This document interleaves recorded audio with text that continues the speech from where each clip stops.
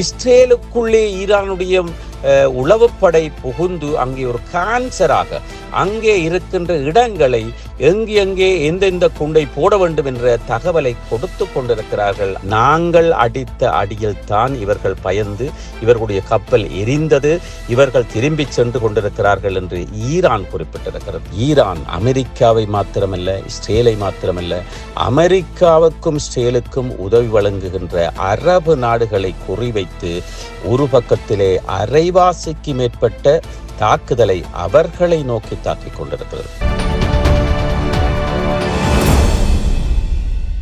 வணக்கம் உலகெல்லாம் வாழும் ஈழத்தமிழ் நெஞ்சங்களே. அமெரிக்கா அடித்து தூள் கிளப்பிக் கொண்டிருக்கிறது ஈரானை. ஆம், ஈரானை அமெரிக்கா மாத்திரம் அடிக்கிறது. இஸ்ரேலும் ஒரு பக்கத்திலே நின்று அமெரிக்காவோடு சேர்ந்து அடித்து தூள் கிளப்பிக் கொண்டிருக்கிறது. ஆனால் இங்கே நாங்கள் இன்னொரு விடயத்தை பார்க்க வேண்டும். ஈரான் அமெரிக்காவை மாத்திரமல்ல, இஸ்ரேலை மாத்திரமல்ல, அமெரிக்காவுக்கும் இஸ்ரேலுக்கும் உதவி வழங்குகின்ற அரபு நாடுகளை குறிவைத்து ஒரு பக்கத்திலே அரைவாசிக்கு மேற்பட்ட தாக்குதலை அவர்களை நோக்கி தாக்கிக் கொண்டிருக்கிறது. நாங்கள் இங்கே பார்க்கின்ற பொழுது யார் இங்கே அதிகமாக தாக்கப்பட்டிருக்கிறார்கள், செலவு கூட இருக்கிறது, யாருக்கு சேதம் அதிகமாக இருக்கின்றது பார்த்தால் அமெரிக்கா தரப்போடு நிற்பவர்களுக்கும் இஸ்ரேலோடு தரப்போடு நிற்பவர்களுக்கும் அவர்களுக்கு ஆதரவாக இருக்கின்ற Kuwait, Qatar, Saudi Arabia, Dubai இப்படியானவர்களுக்கும் தான் இங்கே சேதம் அதிகமாக இருந்து கொண்டிருக்கிறது. ஆனால் அமெரிக்கா பாவிக்கின்ற, இஸ்ரேல் பாவிக்கின்ற ஆயுதங்கள், ஏவுகணைகள், விமானங்கள், கப்பல்கள் மிகவும் பிரமாண்டமானவைகளாக, அதாவது ஒரு அவுடி கார் அல்லது ஒரு டெஸ்லா கார் போன்றது தான் அவர்களுடைய அந்த ஏவுகணைகளாக இருக்கட்டும், அந்த விமானங்களாக இருக்கட்டும், கப்பல்களாக இருக்கட்டும். ஆனால் ஈரானை பார்க்கின்ற பொழுது சிறிய உதாரணத்துக்கு அவுடிக்காரோடு நாங்கள் ஒரு சைக்கிளை, புஷ் பைக், அதாவது ஈருருளி வாகனத்தை, அதாவது ஈருருளி சைக்கிளை நாங்கள் எடுத்துக்கொண்டால் அப்படியான தரம் குறைந்த சிறிய ரக ஏவுகணைகள் மூலமாகவும் சிறிய ரகமான விலை மலிவான செலவு குறைந்த ஆயுதங்கள் மூலமாகவும் அடித்து கொண்டிருக்கிறார்கள். அப்படி பார்க்கின்ற பொழுது அதை தடுப்பதற்கும் அமெரிக்காவும் இஸ்ரேலும் தாங்கள் பெறுமதி மிக்க ஆயுதங்களை பாவிக்க வேண்டியதாக இருக்கிறது. அந்த வகையிலே அமெரிக்காவும் இஸ்ரேலும் பல பில்லியோன் கணக்கிலான டாலர்களை இழந்து கொண்டு வருகிறார்கள். பொருளாதார ரீதியிலே நாங்கள் இந்த போரை பார்க்கின்ற பொழுது இங்கே அமெரிக்காவும் இஸ்ரேலும் தான் பொருளாதார ரீதியாக பாதிக்கப்பட்டிருக்கிறார்கள். ஆனால் இப்பொழுது ஒரு புதிய செய்தி வந்து கொண்டிருக்கிறது. அமெரிக்காவினுடைய பிரமாண்டமான அந்த பெரிய கப்பல், அதாவது ஆபிரகாம் லிங்கன் கப்பல், 3 கப்பல்கள் அவர்களுடைய நாட்டை நோக்கி திரும்பி கொண்டிருக்கின்றன. ஒரு கப்பல் தீப்பற்றி எரிந்து கொண்டிருக்கிறது. அதை அணைப்பதற்கு முடியாமல் 300க்கு அல்லது 3000க்கு மேற்பட்ட அந்த படை வீரர்கள் தங்குகின்ற இடங்கள் எரிந்திருக்கின்றன.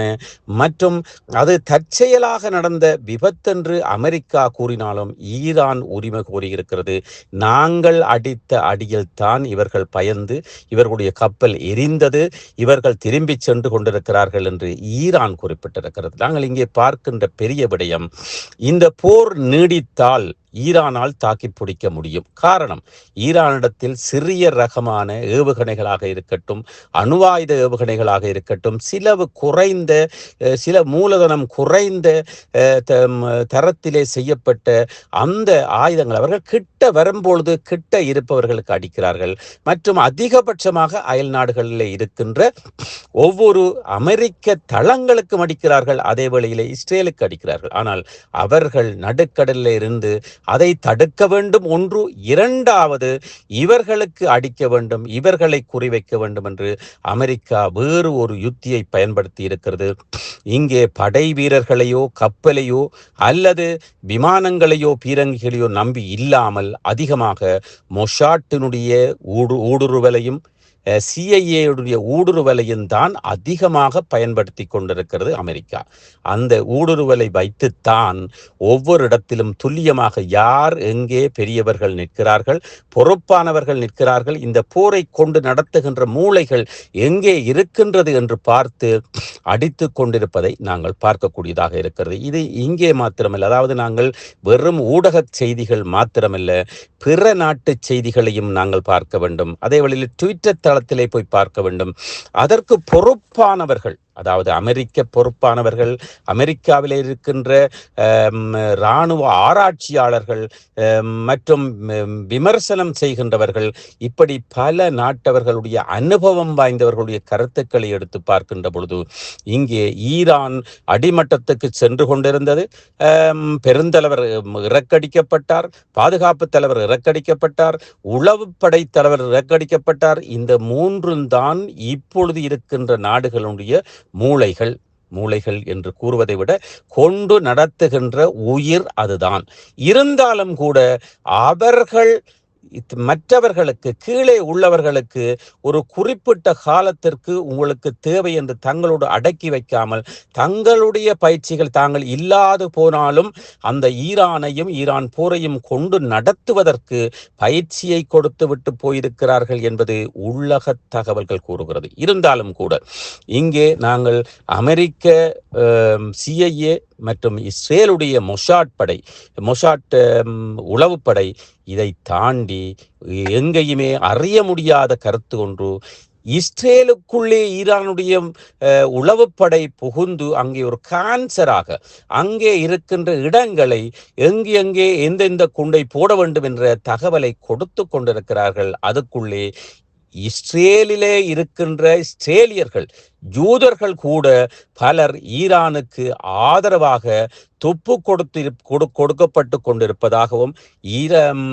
இஸ்ரேலுடைய பாதுகாப்பு படையால் அவர்கள் கைது செய்யப்பட்டதாகவும் வெளியே வராத பல தகவல்கள் இருக்கின்றன. அவர்கள் யார் என்று பார்க்கின்ற பொழுது, யூதர்கள் அனைவரும் இஸ்ரேலுக்கும் அமெரிக்காவுக்கும் ஆதரவாளர்கள் மாத்திரம் என்று நாங்கள் கூற முடியாது. சீனாவுக்கு ஆதரவான யூதர்கள் இருக்கிறார்கள், வடகொரியாவுக்கு ஆதரவான யூதர்கள் இருக்கிறார்கள், ரஷ்யாவுக்கு ஆதரவான யூதர்கள் இருக்கிறார்கள், இந்தியாவுக்கு ஆதரவான யூதர்கள் இருக்கிறார்கள். அவர்கள் தற்பொழுது எட்டப்பன்களாக மாறி, துப்பு துலக்குகின்றவர்களாக மாறி, தங்களுடைய போர்வையை காட்டிக்கொள்ளாமல் சில வேளைகளிலே மொசாட் என்ற போர்வையில் கூட ஈரானுக்கு துப்பு அறிகின்ற, துப்பு கொடுக்கின்ற உளவு படைகள் இருந்து கொண்டுதான் இருக்கிறார்கள். அது அனைத்து நாடுகளிலும் இருக்கிறது. அதாவது ஒரு புலனாய்வு துறைக்குள்ளே யாரை நாங்கள் எதிர்த்து யாரை புலனாய்வு செய்ய போகின்றோமோ அந்த படைக்கு உதவி செய்கின்ற புலனாய்வு துறைக்குள் இருப்பவர்களும் இருக்கிறார்கள். அவர்கள் கருப்பாடுகள். அதை உலகத்திலே அது சிஐஏயாக இருக்கட்டும், அப்படியானவர்கள் கூட இருந்து கொண்டுதான் இருக்கிறார்கள். இருந்தாலும் அதை நிறுத்த முடியாது, அதை முழுமையாக கட்டுப்படுத்த முடியாது. இருந்தாலும் கூட அதை கண்டறிந்து ஈரானுடைய அந்த துப்புப்படை, அதாவது துப்பறிகின்ற அந்த புலனாய்வு துறைக்குள்ளே எத்தனையோ மொசாட் படையினர், மொசாட் உளவாளிகள், சிஐஏ உளவாளிகள் என்று பல நாட்டு உளவாளிகள் இருக்கிறார்கள். அதே போல ஈரான் படைக்குள்ளேயும் மாறி இருக்கிறார்கள், இஸ்ரேல் படைக்குள்ளேயும் மாறி இருக்கிறார்கள். அதே வேளையிலே அவர்கள் இப்பொழுது பார்க்கின்ற பொழுது இஸ்ரேலிலே நடைபெறுகின்ற யுத்தத்தை இஸ்ரேலிய மக்கள் கூட பலர் வெறுத்திருப்பதாக கூறப்படுகிறது. அதே வேளையிலே அமெரிக்காவில் உள்ள மக்கள் அமெரிக்கா இந்த போரை தொடுத்ததால அமெரிக்காவுக்குள்ளே வெறுப்போடு இருப்பதை பார்க்கக்கூடியதாக இருக்கிறது. அந்த வகையிலே சலித்து இருக்கின்ற பொழுது இந்த போரை நிறுத்த வேண்டும் என்பதைத்தான் அமெரிக்க மக்கள், இஸ்ரேலிய மக்கள், ஈரானிய மக்கள், ஏன் உலக மக்கள் அனைவரும் வேண்டிக் கொண்டிருக்கிறார்கள். ஆனால் ட்ரம்ப் அவர்கள் தன்னுடைய மகளுக்காக, தன்னுடைய மருமகனுக்காக இந்த ஆரம்பித்த போர் இப்பொழுது இஸ்ரேலுடைய ஜனாதிபதிக்காகவும் சவுதி அரேபியாக்காகவும் நடந்து கொண்டிருக்கிறது. இதற்காக ஸ்பான்சர் செய்தவர் என்று நாங்கள் பார்க்கின்ற பொழுது அமெரிக்காவுக்கு எத்தனையோ பில்லியோன் கணக்கில் எரிவாயுகள், எண்ணெய்கள் மற்றும் பணங்களாக பல இனாமாக அல்லது ஸ்பான்சர்ஸ் போல பல தொகைகளை சவுதி அரேபியா கொடுத்திருப்பதை மறைமுகமாக ஈரான் கண்டுபிடித்திருக்கிறது. இதற்கு, இந்த போருக்கு மூல காரணம் சவுதி அரேபியானூடாக ரம் அவர்களுடைய மகளுடைய கணவர், அவர் யூத இனத்தைச் சேர்ந்த இஸ்ரேலிய இனத்தைச் சேர்ந்தவர், அதற்குள் மகள். அதற்காக ட்ரம் அவர்கள் முழுமையாக இந்த போரை செய்து கொண்டிருக்கிறார். இது வேளைக்கு, அதாவது விரைவாக முடிவுக்கு கொண்டு வரப்படும். சில வேளைகள் ட்ரம் அவர்களுடைய ஆட்சி கூட கவிழ்க்கப்படலாம். நெதன்யாஹு அவர்கள் இருக்கிறாரா இல்லையா என்பது தெரியாமல் இருக்கிறது. ஒரு சில வாரங்களிலே இது முடிவுக்கு வரும் என்று நாங்கள் நம்புகின்றோம். ஆம், எட்டப்பன் என்பது, கருப்பு ஆடுகள் என்பது எல்லா இடங்களிலேயும், அது தமிழ விடுதலைக்குள் மாத்திரமல்ல, பண்டாரவன்னியின் காலத்தில் மாத்திரமல்ல, ராஜபக்ச குடும்பத்தில் மாத்திரமல்ல, ஜேவிபி என்பிபிக்குள் மாத்திரமல்ல, தமிழ் அரசியல்வாதிகளுக்குள் மாத்திரமல்ல, உலகளாவிய ரீதியிலே இருக்கின்ற சிஐஏ, மொசாட், ரோ, இப்படியான அனைத்து இடங்களிலும் கருப்பு ஆடுகள் இருந்து கொண்டுதான் இருக்கிறார்கள். தொடர்ந்தும் நாங்கள் என்ன நடக்கப் போகின்றது என்பதை தொடர்ந்தும் இருந்து பார்ப்போம். லங்காபூர் ஊடகம், இலங்கையில்.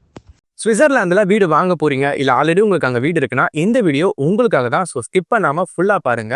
ஒரு மனிதனுக்கு வீடு அப்படிங்கிறது ரொம்பவே அத்தியாவசிய தேவை. அத்தியாவசிய தேவைகள்ல முக்கியமான பங்கு வகிக்கிறதே இந்த வீடு தான். ஸோ அப்படி வீடு வாங்குறது, விற்கிறது, இது சம்பந்தமா உங்களுக்கு இருக்கிற நிறைய ப்ராப்ளத்துக்கு சொல்யூஷன் தர ஒரே இடம் தான் உங்கள் செல்வாசக். Your future our vision. இப்போ சுவிட்சர்லாந்துல வீட்டோட வட்டி விகிதத்துல நல்ல மாற்றம் வந்திருக்கு, நிறைய குறைஞ்சிருக்கு. ஸோ நீங்க ஏதாவது அக்ரிமெண்ட் போட்டு வச்சிருக்கீங்கன்னா இப்பவே அதை ரெனிவல் பண்ணி மாற்றி வச்சுக்கிட்டீங்கன்னா உங்களுக்கு நிறைய ப்ராஃபிட்ஸ் இருக்கும். ஸோ இது சம்பந்தமா உங்களுக்கு ஏதாவது அப்டேட்ஸ் வேணும், இந்த மாற்றத்துல உங்களுக்கு ஏதாவது டவுட் இருக்கு அப்படின்னா மறக்காம ஸ்கிரீன்ல தெரிய நம்பர் கால் பண்ணுங்க.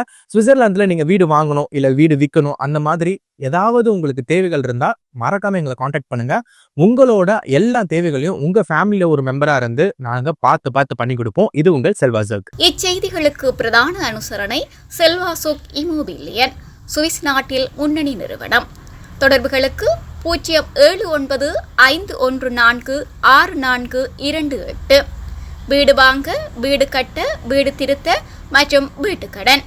Your future our vision. இது போன்ற மேலும் பல முக்கிய சுவாரஸ்யமான செய்திகளை அறிந்து கொள்ள லங்காபூர் யூடியூப் சேனலை சப்ஸ்கிரைப் பண்ணுங்கள். எமது செய்திகள் உடனடியாக கிடைக்க பெல் பட்டனை அழுத்துங்கள். அத்தோடு எமது செய்திகளை மற்றவர்களும் பார்வையிட ஷேர் செய்யுங்கள். நன்றி.